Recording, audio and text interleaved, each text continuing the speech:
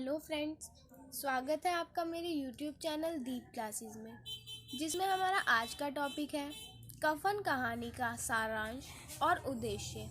हमारा आज का टॉपिक स्टार्ट करने से पहले अगर आप हमारे यूट्यूब चैनल पर नए हैं या आपने अभी तक हमारे यूट्यूब चैनल को सब्सक्राइब नहीं किया है तो इसे सब्सक्राइब कर लें, जिससे हमारे आने वाले वीडियो की नोटिफिकेशंस आप तक पहुंच सके।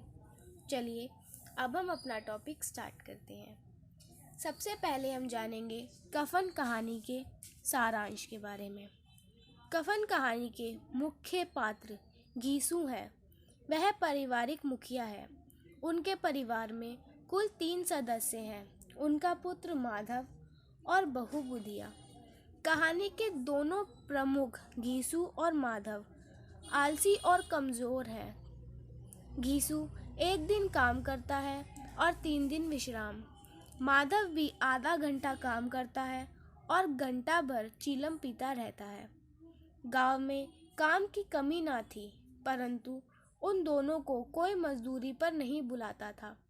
उनका काम था रात में कहीं से लकड़ी तोड़कर लाना, खेतों से गन्ने, आलू या मटर चुरा लाना, और वह उसी प्रकार से अपना पेट भरते थे। इनके पास घर के नाम पर एक झोपड़ी थी और बाकी संपत्ति के नाम पर घर में मिट्टी के 2-4 बर्तन थे। फटे पुराने कपड़े पहनकर दिन काट रहे थे। जब बिल्कुल फाके रह जाते तो कोई ना कोई बहाना मांगकर खा लेते थे, जिससे एक बार उधार लिया दोबारा कभी नहीं दिया। कफन कहानी का सारांश। यदि कोई मारता पीटता तो उन्हें कोई गम ना था। कर्ज से लदे थे तो भी उन्हें कोई चिंता नहीं थी। अभिशाप से घिसकर भी आराम से रह रहे थे।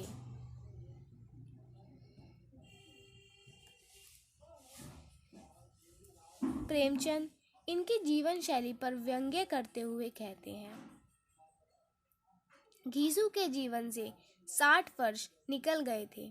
उसकी 9 संतानें थीं, परंतु उनमें से केवल माधव ही बचा था। जब माधव भी अपने पिता के कदमों पर चल रहा था, मानो अपने पिता का नाम रोशन कर रहा था। गत वर्ष पूर्व ही माधव की शादी हुई थी। उसकी पत्नी अत्यंत भोली और मेहनती थी। उसने आकर उसके खानदान को कुछ व्यवस्थित किया था। वह लोगों के घर के काम करती और मजदूरी करके इन दोनों का पेट भरती थी।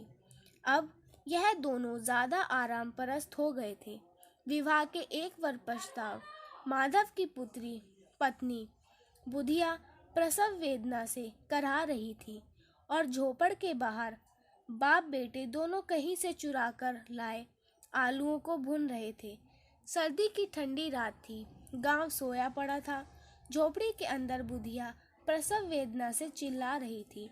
वह इतनी पीड़ा ग्रसित थी कि सुनने वाले का दिल दहल जाता था, पर वह दोनों भुने हुए आलू खाने में लगे हुए थे। दोनों में से कोई बुधिया के पास नहीं जाना चाहता था। उनको एक दूसरे पर भरोसा नहीं था। घीसू ने माधव को बुढ़िया के पास जाने के लिए कहा। माधव को भय था कि वह बुधिया को देखने झोपड़ी में गया तो घीसू सारे आलू खा जाएगा। वह बुधिया के तड़प तड़प कर मरने से चिंतित नहीं थे। वह सोच रहे थे कि अगर बुधिया मर जाए तो अच्छा ही होगा, क्योंकि वह इन सब दुखों से मुक्त हो जाएगी। आलू खाने के बाद दोनों ने पानी पिया और वहीं चादर ओढ़कर सो गए। बुधिया की करहा को उन्होंने अनसुना कर दिया। बेचारी रात भर तड़पती रही और अंततः उसके प्राण पखेरु उड़ गए। उसका बच्चा पेट में ही मर गया। सुबह उठकर देखा तो मरी पड़ी बुधिया के मुख पर मक्खियां भिनभिना रही थी। सारा शरीर लहू से सना हुआ था। दोनों ने बनावटी रोना प्रारंभ किया। गांव इकट्ठा हो गया। कोई मृत बुधिया को देखता तो कोई उन्हें संतावना देता था। अब उन्हें बुधिया के दाह संस्कार के लिए लकड़ियों और कफन की चिंता थी। दोनों रोते रोते जमींदार के पास गए। आंखों में दीनता के आंसू भरकर घीसू ने जमीन पर सिर रखकर कहा, सरकार, बड़ी विपत्ति में हूँ। माधव की घरवाली गुजर गई है। रात भर हम उसकी सेवा करते रहे, दवा दारू से जो भी हो सकता सब किया। वह हमें दगा दे गई। आपका गुलाम हूँ, अब आपके सिवा कोई उसकी मिट्टी पार लगाएगा।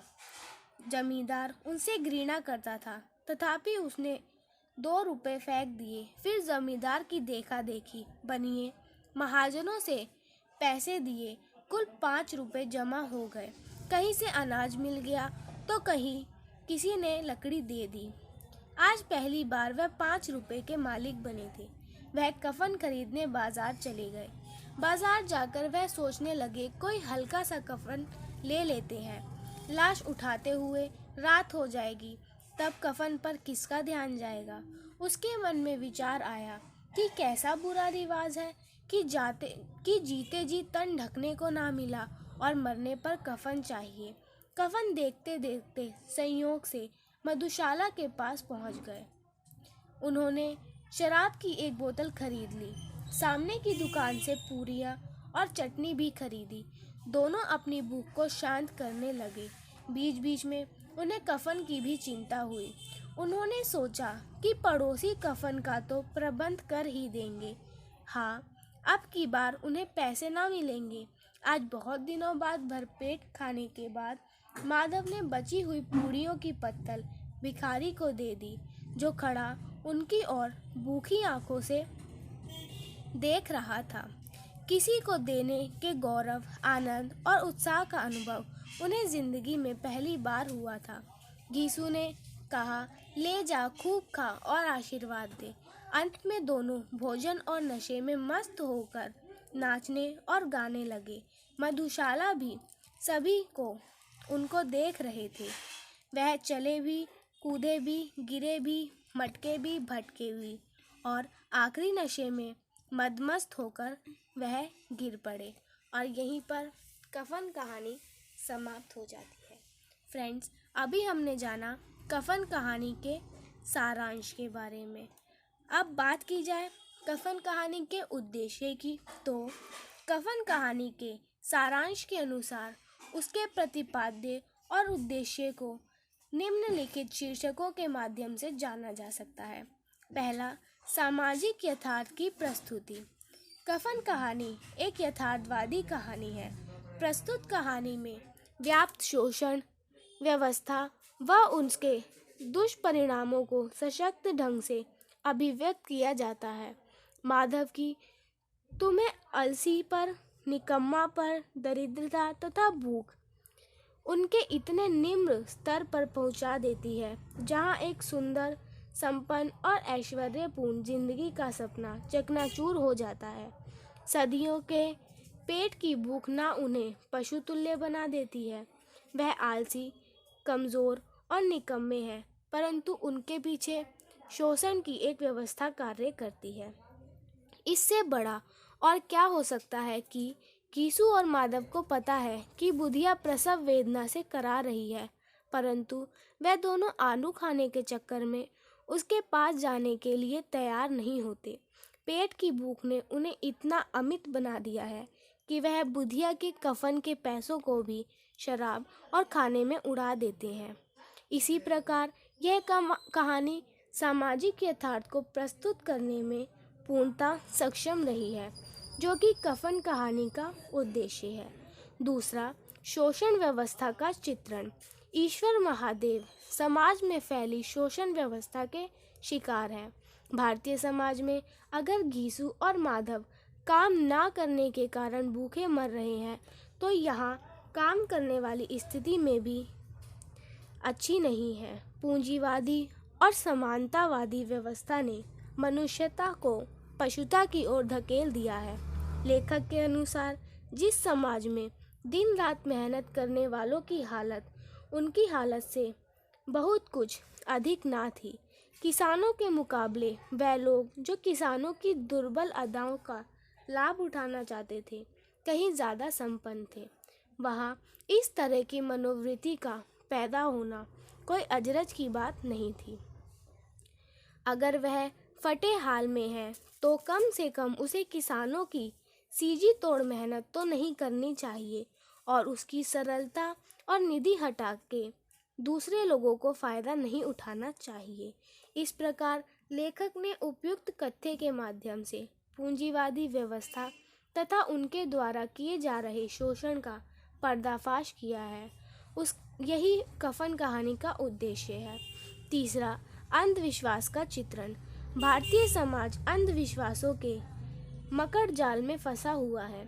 लेखक ने कफन कहानी के माध्यम से इस मकड़ जाल को तोड़ने की कोशिश की है। आसाम का शोषण व्यवस्था आम आदमी के अंधविश्वास को पुख्ता करती है। वह इसे मकड़ जाल से बाहर नहीं निकाल पा रहे हैं। बुधिया झोपड़ी में पड़ी हुई प्रसव वेदना से करा रही है और माध्यम को संदेह हो रहा है कि उस पर किसी चुड़ैल का प्रसार हो गया है।